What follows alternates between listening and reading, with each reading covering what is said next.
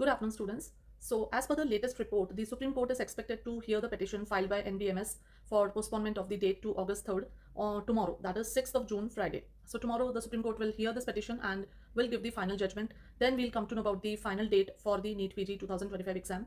Now, along with the finalization of the date, I'm sure the application window will also open for fresh entries, fresh options of cities for exam centers that will be filled up by you students. Another thing is expected, that is extension of the date of internship, because as you know, when the exam was supposed to be on 15th of June, the last cutoff, internship cutoff, was 31st of July. So now with the delay or the postponement of the exam, it is it is as normal as applicable that the internship date should also be extended.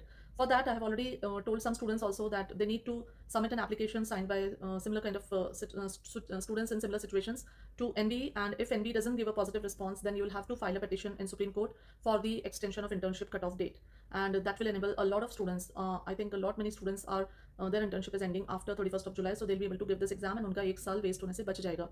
So इसके लिए the students will have to get united and do this action as soon as possible, and I'm sure NBMS will consider this delay or this postponement of the cutoff date for internship also.